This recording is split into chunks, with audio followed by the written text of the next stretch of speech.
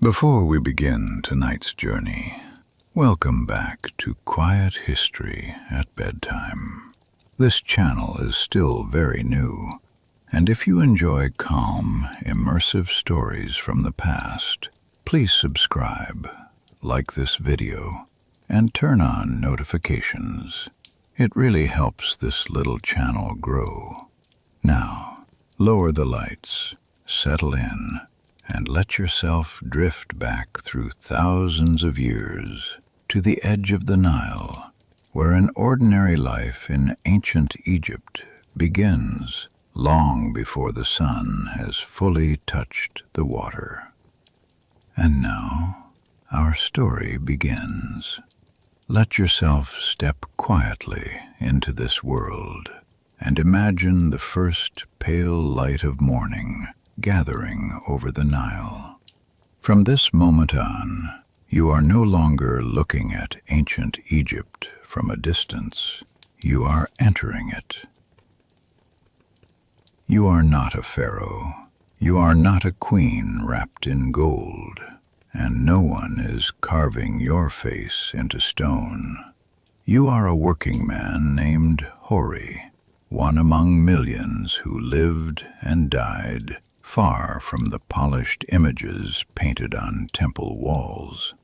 Your house is made of mud brick, your hands are rough, and your life depends on water, grain, and the moods of officials who record everything with ink. If modern people imagine ancient Egypt as a place of shining pyramids and jeweled tombs, your day would correct them very quickly. Egypt is beautiful, yes, but it is also hot, dusty, crowded with labor, and ruled by rhythms older than memory. The first thing you notice when you wake is not silence, but the feeling of warm air that never entirely left during the night. Your sleeping place is simple. A reed mat, a wooden headrest, a woven blanket if the night was cool enough to deserve one. The room is close and plain. Whitewashed walls help a little, reflecting light and easing the heat, but they cannot make the house luxurious. A richer family might have carved furniture and painted scenes on the plaster. You have baskets, jars, low stools, and the ordinary clutter of a family trying to make life work inside a few compact rooms. Your wife is already awake, or almost. In a home like this, no one really enjoys the luxury of lingering in bed. Grain must be ground, bread must be prepared, water jars must be checked. If you have children, they are still half asleep, knotted together in the slow confusion of early morning. But soon they will begin moving too. A toddler cries. Someone coughs. A chicken complains from a yard outside.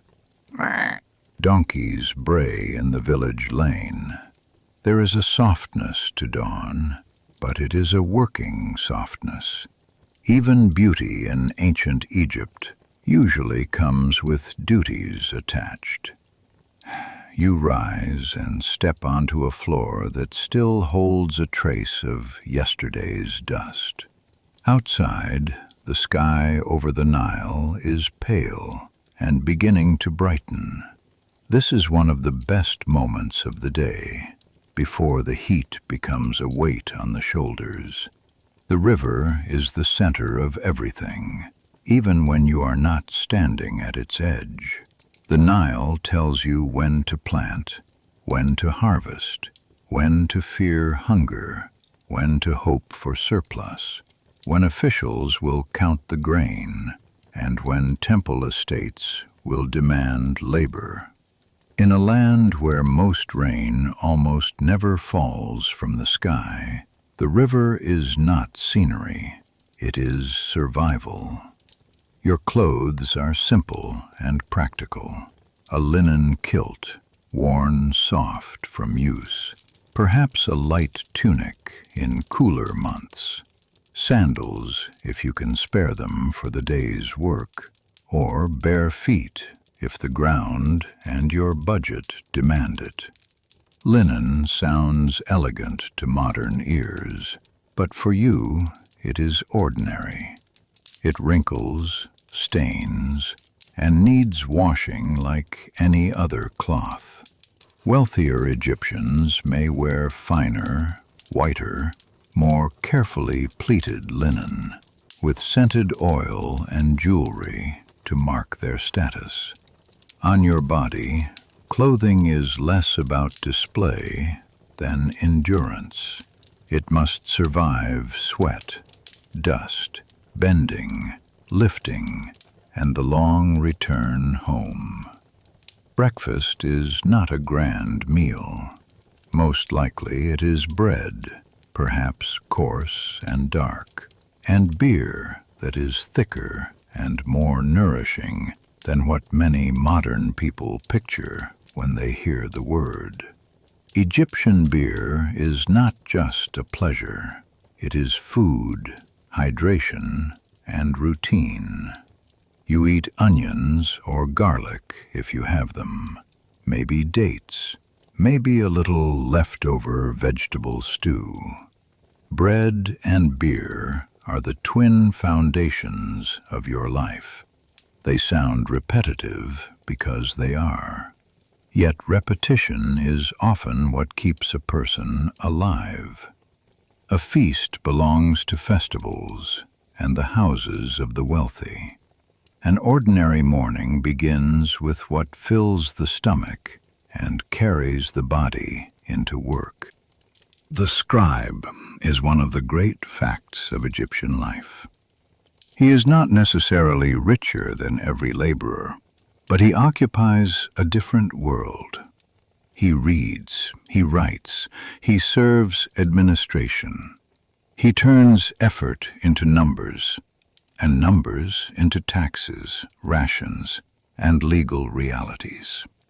Many surviving Egyptian texts praise the scribal life precisely because physical labor is so exhausting.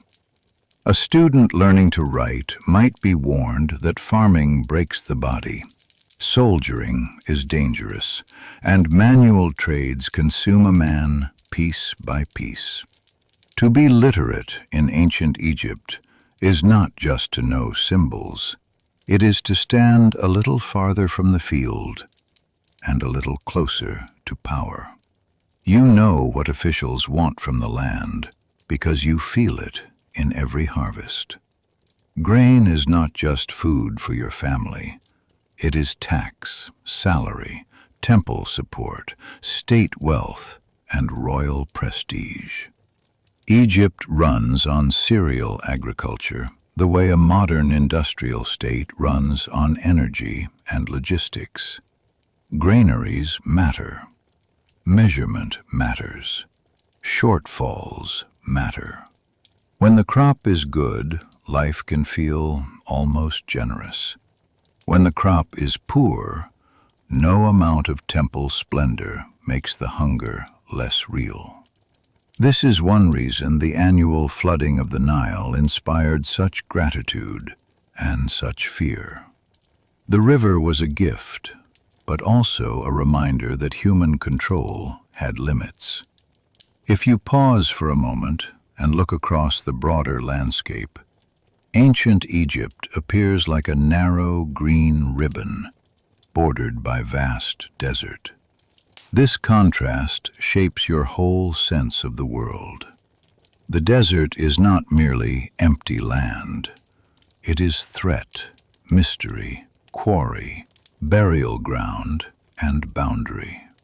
The cultivated strip near the river is order, food, family, law, and repeated labor. To live in Egypt is to understand with your body the difference between the black land and the red land, between fertility and emptiness. The geography is so sharp that it becomes almost moral. Life clings to the river. Beyond it, another world begins. By midday, the heat has turned serious. Work slows if it can, though the poor rarely enjoy a full retreat. Shade is precious. A small wall, a tree, a storehouse overhang, a boat awning, any narrow refuge will do. You eat again if food has been brought.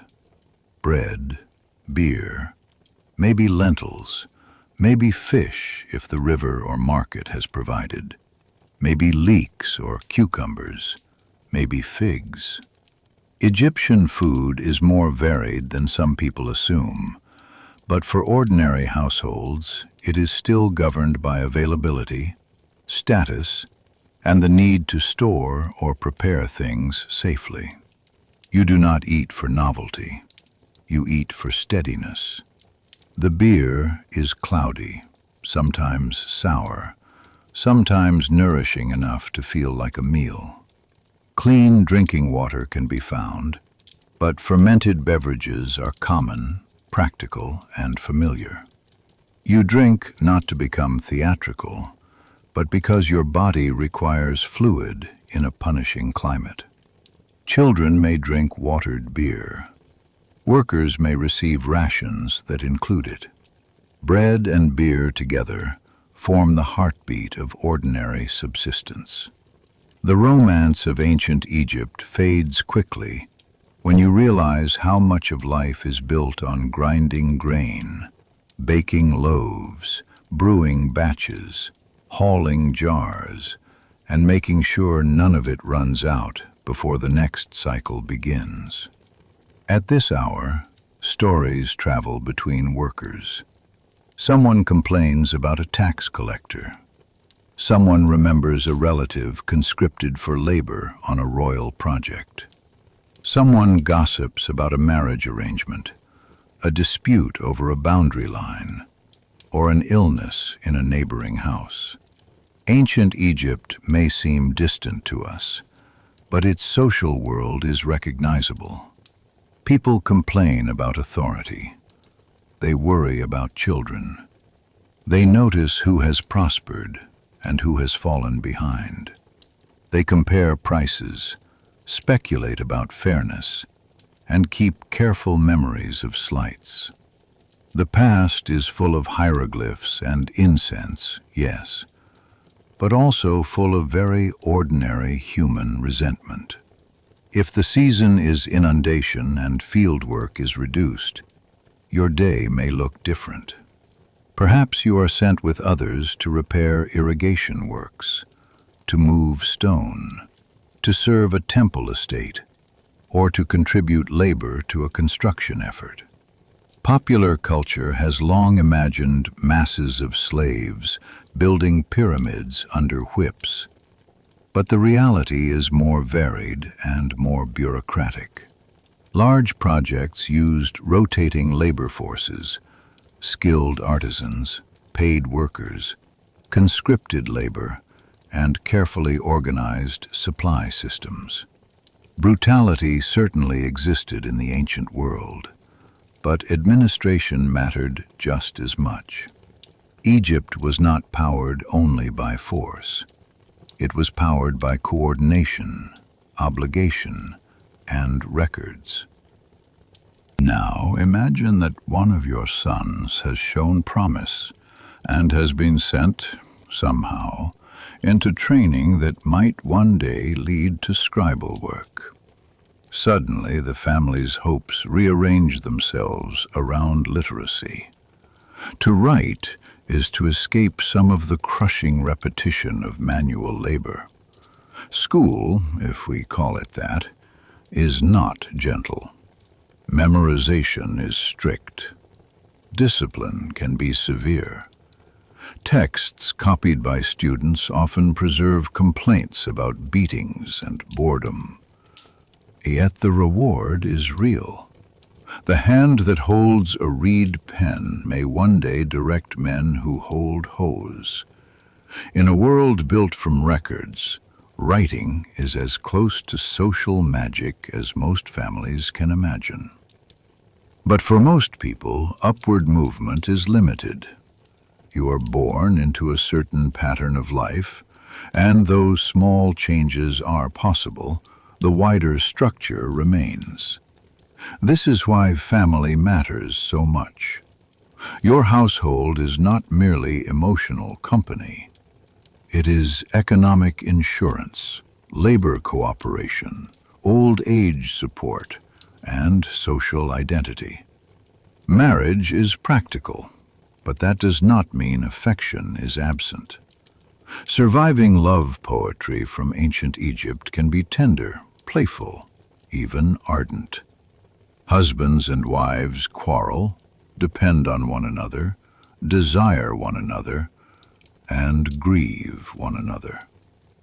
The past is often stereotyped as coldly traditional, yet human attachment keeps surviving in the cracks of every system. As the hotter hours begin to soften, the village and town change character again. People return carrying tools, fish, reeds, bundles of fodder, jars, gossip, exhaustion. Children run with the strange reserve of children who still have energy long after adults have spent theirs. Women complete tasks that seem never to end. Some households spin or weave in the evening light. Some patch nets. Some prepare beer or tend small animals. The home is not a place where labor stops.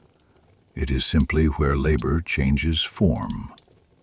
In modern life, we separate workplace and household with walls, commutes, and schedules. In ancient Egypt, those boundaries are much thinner.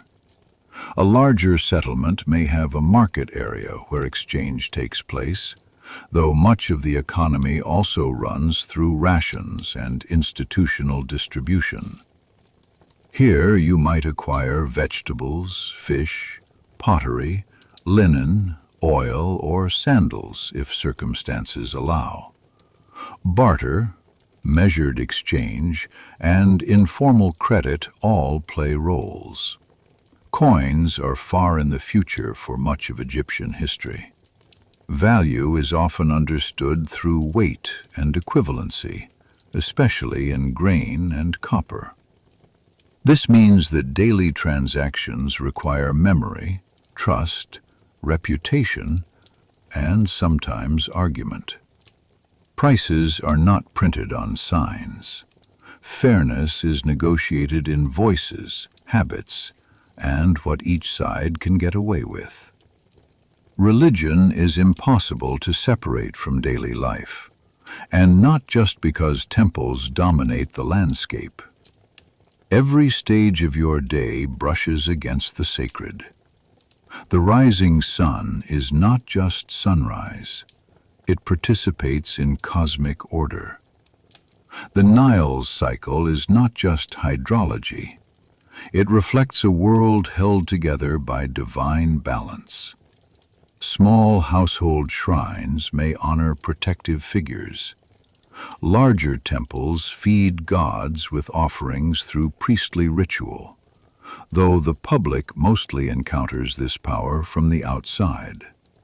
Most people do not stroll casually into the deepest sanctuary. The temple is both spiritual center and economic institution, owning land, employing workers, and redistributing resources. You know the names of gods the way you know the seasons.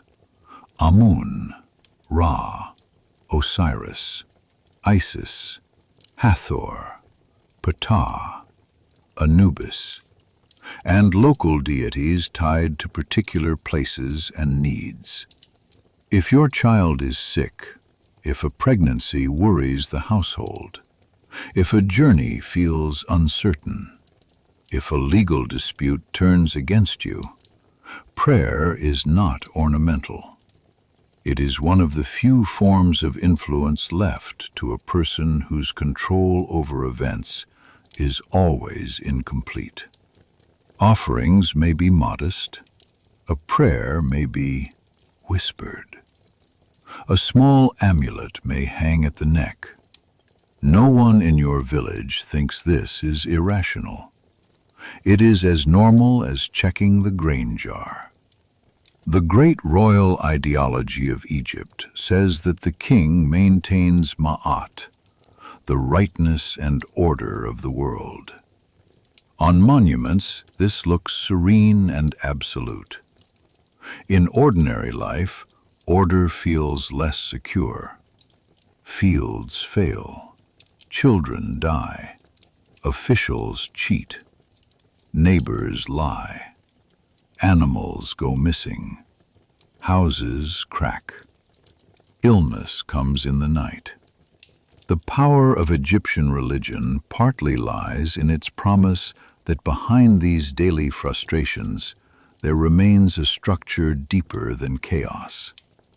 The sun returns, the river rises, the dead can be judged, names can endure.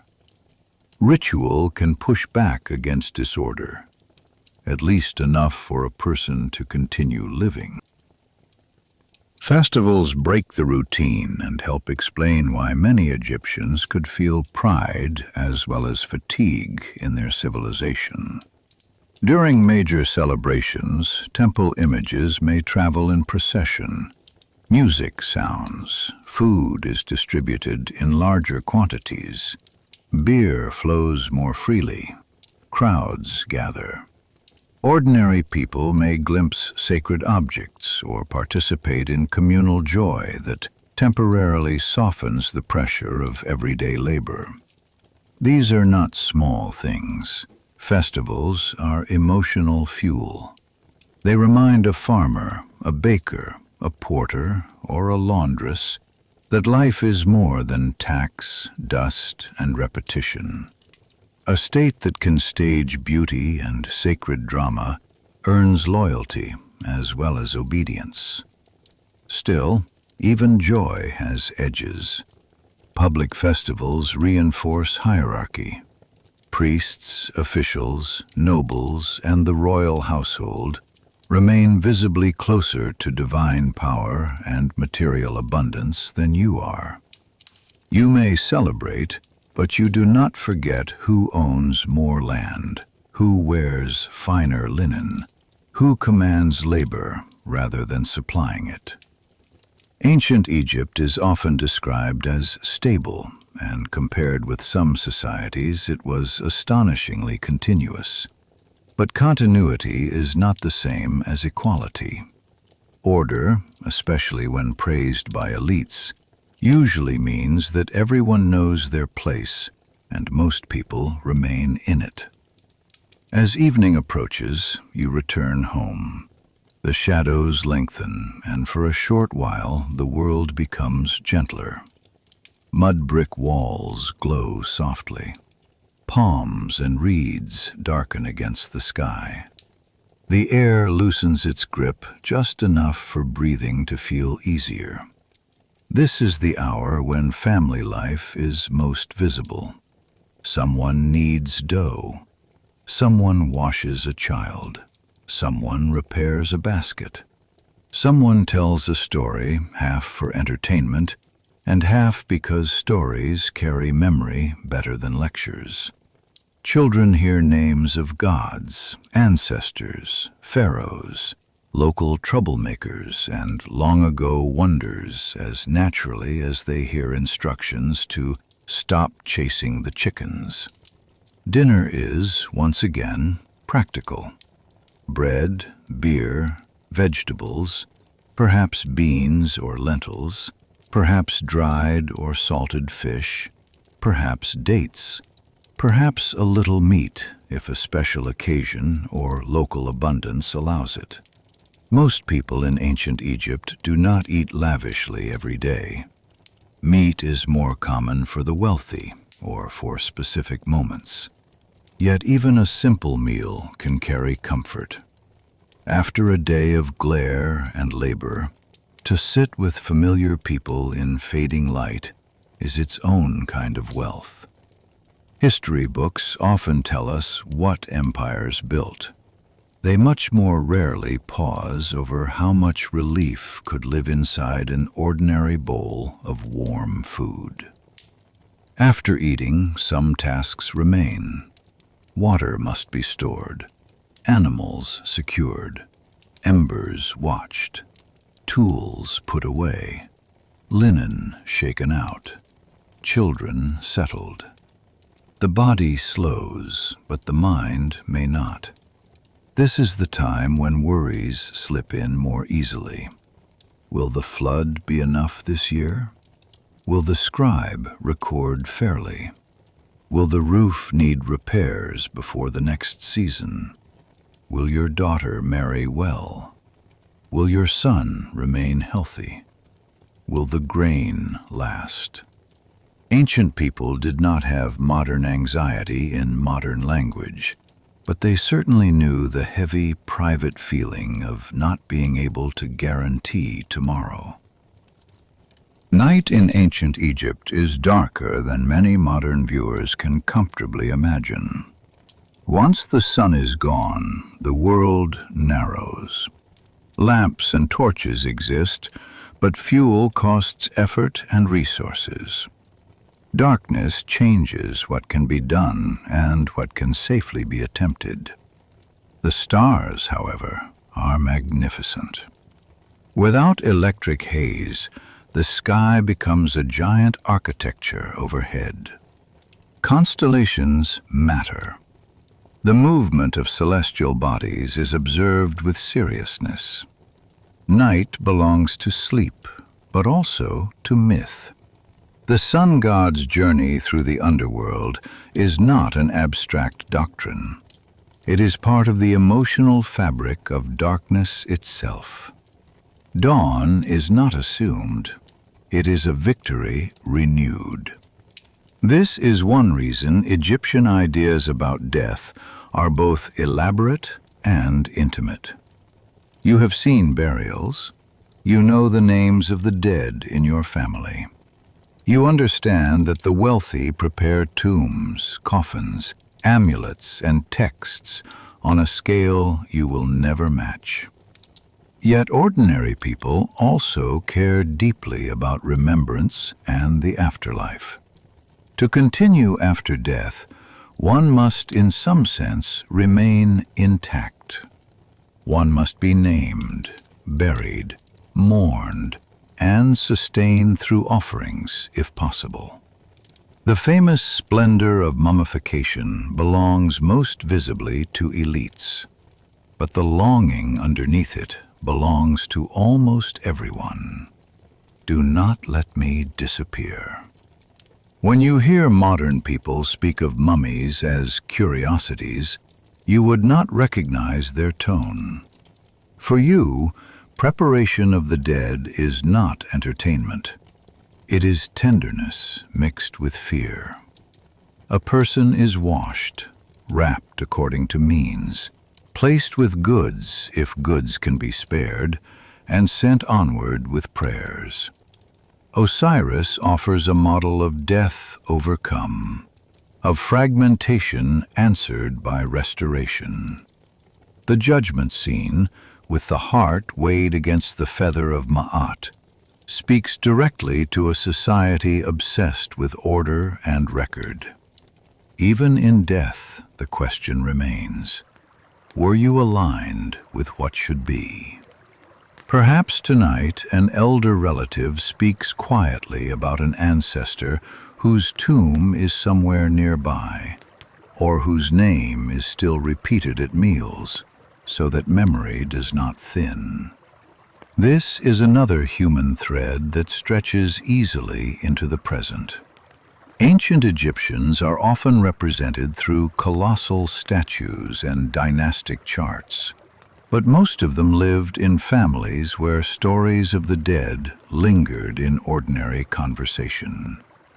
A grandfather remembered for his jokes. A mother remembered for her bread. a child remembered for the terrible speed of a fever. History survives in official inscriptions, yes, but love survives in repetition. If you happen to live in a workers' village attached to a royal necropolis, such as the famous community at Deir el-Medina in later periods, your world may be even more literate, more tightly administered, and more socially intricate than that of a farming hamlet. Craftsmen there left behind records of disputes, jokes, prayers, absences, gifts, and complaints that make them feel startlingly alive. A worker might report sick not because he was truly ill, but because his wife was arguing with him, or because he was brewing beer. Such records remind us that even inside a highly organized sacred landscape, people remained wonderfully, frustratingly human. Law, too, touches daily life in ways both ordinary and dramatic. Property disputes, theft, assault, inheritance conflicts, broken agreements, and accusations of misconduct all existed. Egypt had courts, petitions, testimony, and official inquiry. Punishments could be harsh. Beatings were real. Forced labor could serve as penalty. In severe cases, mutilation or execution was possible. The serene art of Egyptian tomb walls does not advertise this side of society, but no civilization runs on beauty alone. Every system has teeth somewhere. For common people, justice may feel accessible in principle and uncertain in practice, which is not a particularly ancient sensation. Women in ancient Egypt often possessed more legal and economic rights than women in some other ancient societies. They could own property, initiate divorce, make contracts, and inherit. This matters, and it should not be overlooked. But rights on papyrus do not erase daily burdens. Pregnancy remains dangerous. Childcare is relentless. Grinding grain still hurts the back. Water still needs carrying. Social expectations still press hard. A society can be comparatively better for women in legal terms and still leave most women exhausted by the sheer quantity of work required to keep a household standing. Progress, especially in the ancient world, is often relative rather than complete. Children grow up quickly because the household needs them quickly. They fetch, carry, watch animals, help with younger siblings, learn tasks by imitation, and absorb the moral world around them through instruction, discipline, and example. Toys existed, so did affection. So did songs and games. But childhood is shorter here, closer to usefulness, less buffered from necessity. A modern viewer might feel sadness at that, and perhaps rightly. Yet the children themselves would not experience their world as an alternate history. It is simply the world, full of river light, reed boats, work songs, scoldings, and the immense authority of adults who are trying, with varying success, to get everyone through another season. If you listen closely at night, you can hear how many lives remain half awake around you. A baby crying in the next room, a donkey shifting, someone coughing 2 houses away, a reed door moving in a thin draft, quiet conversation on a rooftop where the evening air is cooler. In hot weather, people may sleep up there when they can.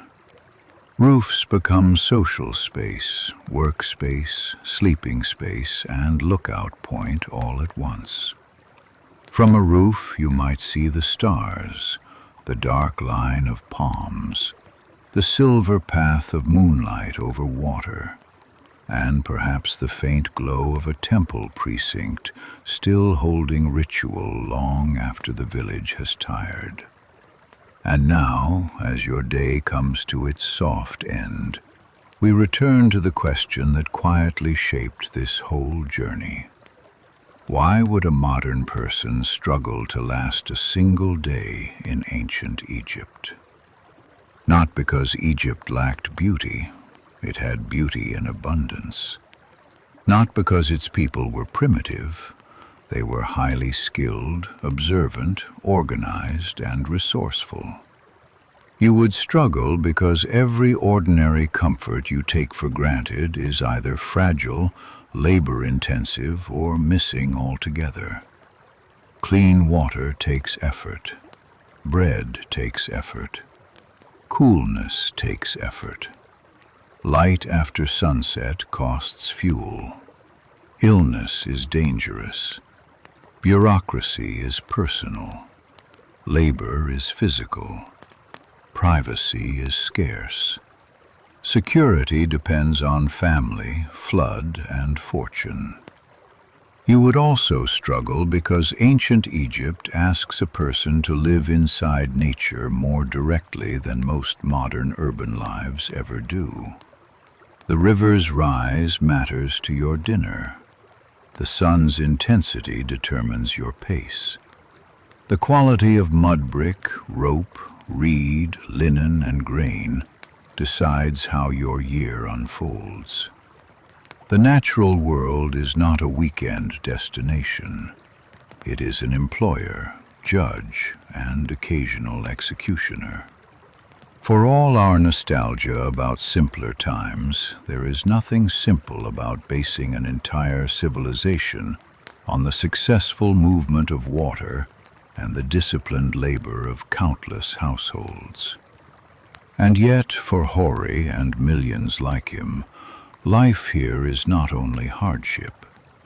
It is also rhythm, belonging, ritual, memory, and the deep reassurance of familiarity. He knows when the birds change their calls. He knows the smell of the river before flood season. He knows the exact sound of his child's footsteps. He knows which neighbor borrows and never returns, which official is strict, which festival brings the best bread, and which prayer his mother whispered when storms of dust crossed the fields. Hard lives are still lives. They contain jokes, flirtation, beauty, annoyance, grief, and the tiny repeated pleasures that let a person continue. So tonight, when you picture ancient Egypt, try not to see only pyramids against a perfect sky. See a mud brick doorway before dawn. See hands whitening with flour. See a man squinting into heat above a field. See a woman bent over the grinding stone. See a child carrying water in a jar too large for comfort. See the scribe's brush making taxes real. See beer foaming in a rough cup, fish drying on a line, linen snapping on a roof, and lamplight flickering against plaster, while tired people talk in low voices about tomorrow. That is the Egypt most Egyptians knew. And with that picture resting gently in your mind, let the village grow quiet. Let the Nile move in darkness beyond the reeds. Let the stars wheel slowly over the black land and the red land. Let the day's heat drain from the walls. Hori lies down again on his reed mat under the same sky his ancestors watched, and his descendants will watch. He closes his eyes without knowing that thousands of years later, someone far away will imagine his life and wonder how he endured it. The answer is the same answer shared by ordinary people across history. He endured it because it was his life, because others depended on him, because morning always returned, and because human beings are stronger, sadder, and more adaptable than monuments can ever show. On some days, the easiest road is the river itself. Egypt is a civilization of boats as much as fields. A small craft can move grain, reeds, pottery, stone, gossip, officials, and entire households more smoothly than a track over land. When the wind favors you, a sail helps. When it does not, oars and poles do the patient work. To sit low in a riverboat, hearing water slap against wood while papyrus bends at the margins, is to remember that Egyptian life is threaded together by movement. Villages are not isolated the way they may look on a map. The Nile carries news, taxes, soldiers, priests, songs, and trouble from one place to another with a regularity that makes the whole land feel like a narrow, breathing corridor. Travel, however, is not leisure by default. A journey means planning for food, watching the weather, protecting cargo, and hoping no official finds a reason to delay you. Even a short trip can become uncomfortable in heat, wind, or insects. Riverbanks are muddy. Mooring and unloading require labor. Boats need repair. Ropes fray. Wood cracks. What modern tourists imagine as a dreamy glide past monuments is, for most Egyptians, another layer of work. The same is true of nearly everything in the ancient world. Beauty exists, but it sits on top of maintenance. Behind every smooth image of Egypt, there is a person hauling, patching, cleaning, counting, or carrying something heavy. You might wash in the river, in a basin, or with water poured from a jar, depending on circumstance. Cleanliness matters in Egypt, though it does not resemble a modern bathroom routine. People bathe when they can. They shave body hair in some contexts.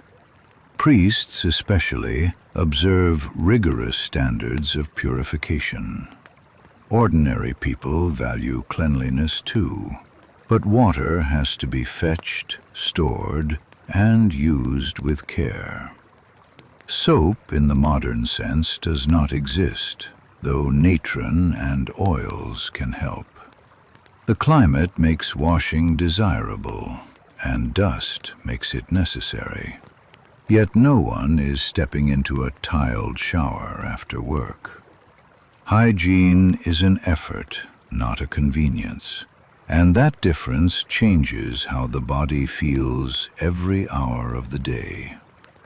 Then there are the small acts of self-presentation that remind you Egyptians cared deeply about dignity. A comb through the hair, oil on dry skin, eye paint carefully applied, a bead necklace brought out for a special day, a cleaner linen garment reserved for temple visits or family occasions. These details matter precisely because life is hard. To care for appearance in an ancient village is not trivial.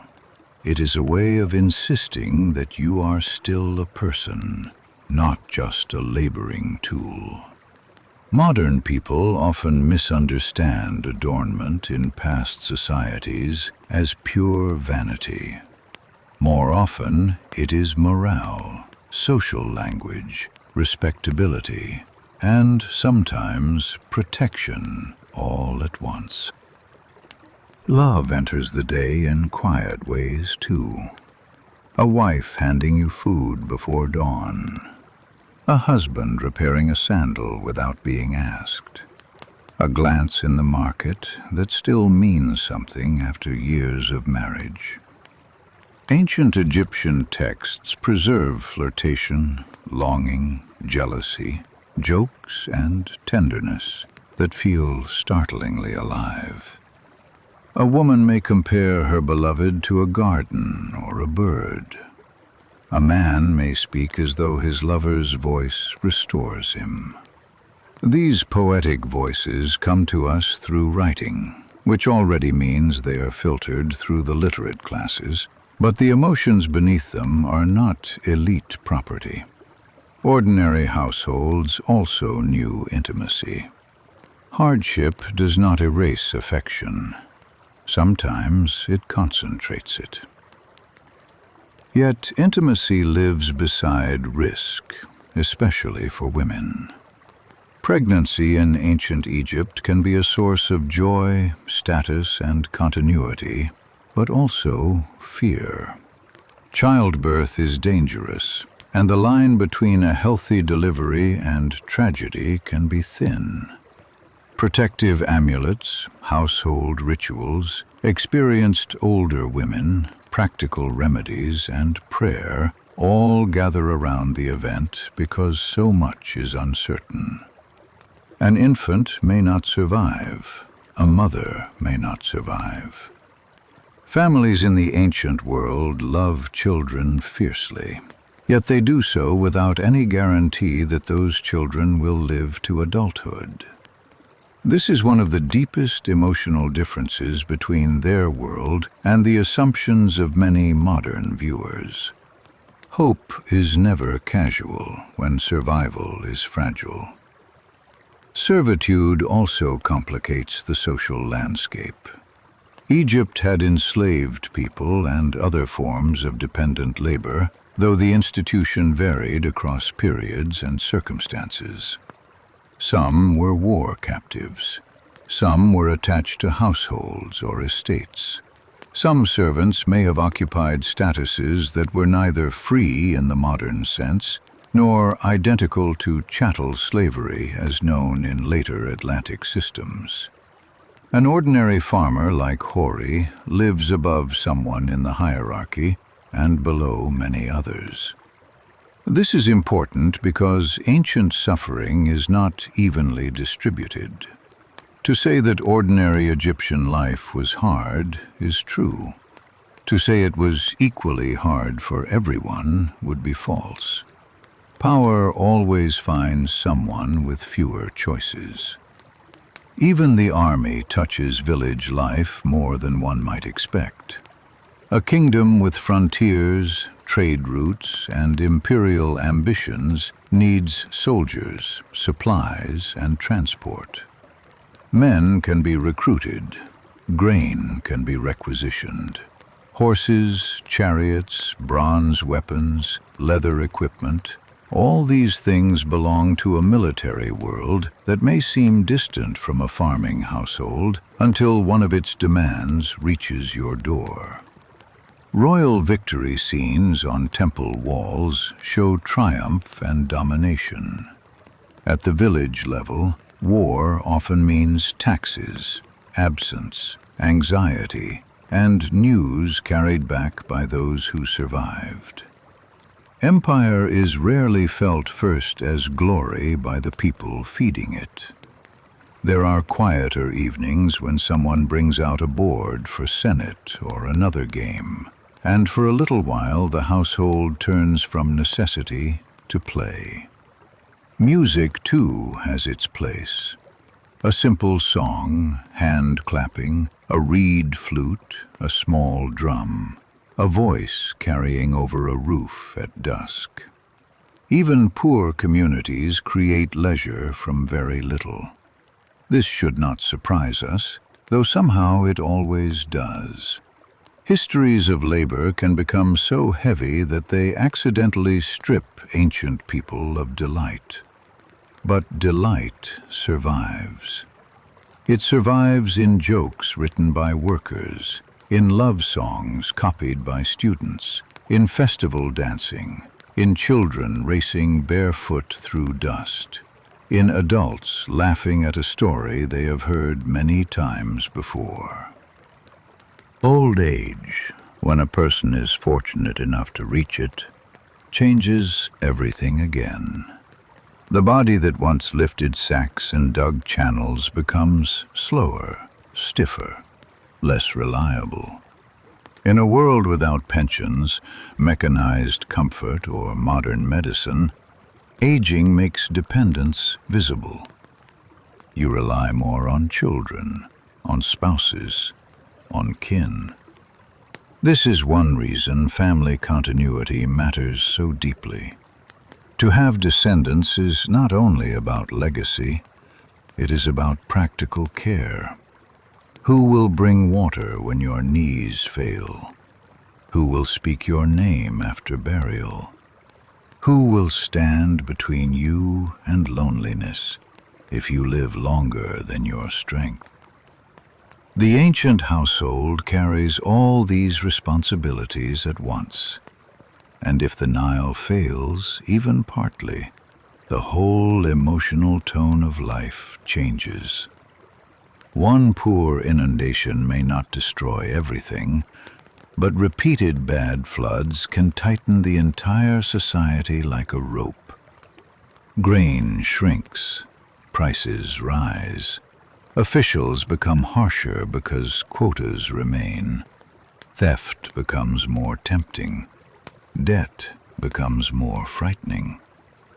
The beauty of the Egyptian system is that it can produce extraordinary stability for long stretches.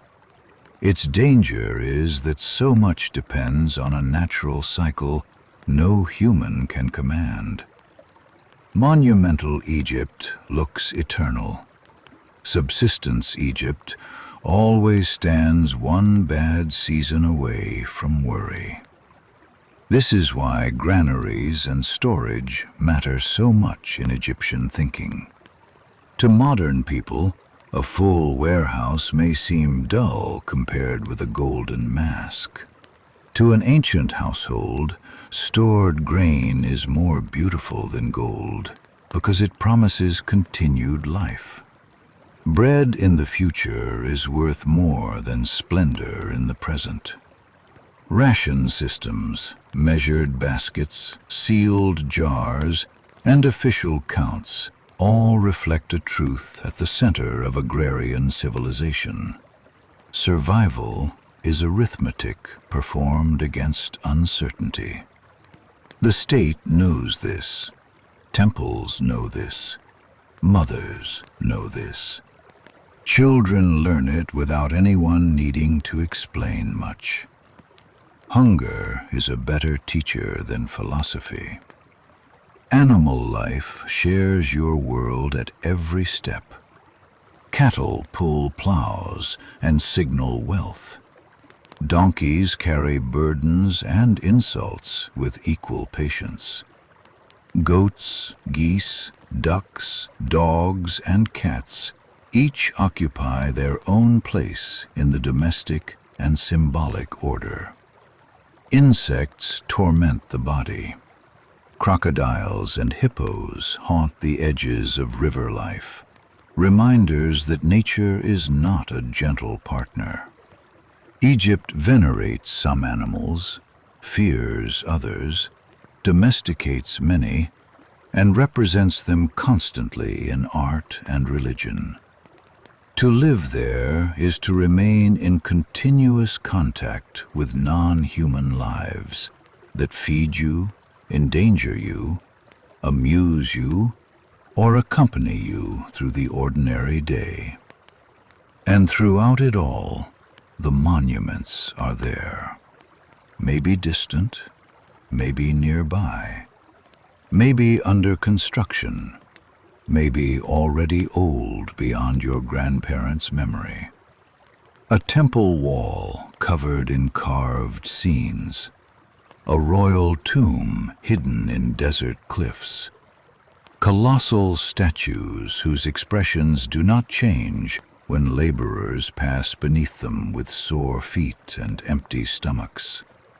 To modern viewers, these monuments are the main story. To Hori, they are part of the background authority of the world. Impressive, but not always intimate. He cannot live inside the stone image of Egypt. He lives beside it, under it, in service to the system that raised it, while his own family history unfolds in mud brick, linen, and reed. That contrast may be the most human thing about ancient Egypt. Public memory is built in stone. Private life is built in materials that crack, fade, rot, and disappear. Yet private life is the larger reality. More people know the ache of grinding grain than the luxury of owning painted chapels. More people know the fear of fever than the confidence of royal physicians. More people know the relief of evening bread than the thrill of wearing gold. If we listen carefully, the ordinary majority begins to emerge from behind the monuments. And once it does, Egypt feels less like a postcard from eternity and more like a world of real households trying to keep going. So, as the final quiet deepens, imagine one more scene. Hori's wife has finished the last small task she could not ignore. A child turns in sleep. Somewhere in the dark, a boat rope knocks gently against wood. Someone on a nearby roof is still speaking in a voice too low to understand. The smell of mud brick, cooled by night, rises softly around the house. Tomorrow will bring many of the same labors again, and that repetition is exactly what made Egypt possible. Not one miracle, but millions of repeated actions. Not one king, but countless anonymous mornings. Not one tomb, but endless households choosing somehow to begin again at dawn. There is also the soundscape of Egypt, something museum cases can never preserve. In the morning it is geese, grinding stones, paddles, footsteps, distant voices, and reed doors tapping in the breeze. By midday it becomes insects, work chants, animal calls, and the scrape of tools through dry soil. In town there are merchants advertising, potters striking clay, metalworkers hammering, temple musicians practicing, and children making far more noise than any solemn history painting would admit. At night, the sounds narrow again into coughs, murmurs, the shift of livestock, and the patient movement of water. To belong to a place so completely is to know it by ear as much as by sight. Smell, too, rules memory here. Warm bread, yeast, fish scales, wet mud, lamp oil, sweat on linen, cattle, river reeds, incense drifting from a shrine, perfume worn by someone wealthier than you, dust after a long, dry day, and occasionally the sharp, warning scent of sickness or decay. Ancient Egypt is often imagined in visual terms because the art survives so well. But lived experience is far less polished. It enters through the nose, the skin, the dryness of the throat, and the constant need to regulate the body against heat. The modern world has done so much to deodorize daily life that we forget how powerfully smell once organized comfort, disgust, class, and memory. The body itself becomes a document over time. Calluses harden, skin darkens, teeth wear down, knees complain. Shoulders become shaped by carrying loads. Backs remember every harvest. We speak of civilizations as though they were abstractions, but a civilization is always stored somewhere in human tissue. The temples rise because joints wear out. The granaries fill because hands blister. The records survive because eyes strain over signs and columns. This is true in every era, but it feels especially clear in agrarian societies where energy comes so directly from muscle. Ancient Egypt looks eternal in stone and terribly temporary in flesh. And both truths are always present together. Even faith itself can be tiring. Not false, not empty, but tiring in the way any serious hope can be when reality resists it. You make offerings, speak prayers, wear amulets, trust that order matters, trust that the dead endure. Trust that justice has some larger form beyond the unfairness visible in the village lane. Most days this trust probably feels natural. Some days it must feel difficult. Ancient people had doubts, frustrations, and moments of bitterness, even if they did not write them in the same confessional style modern people do. A failed crop or a dead child tests belief in any century. Piety can coexist with anger.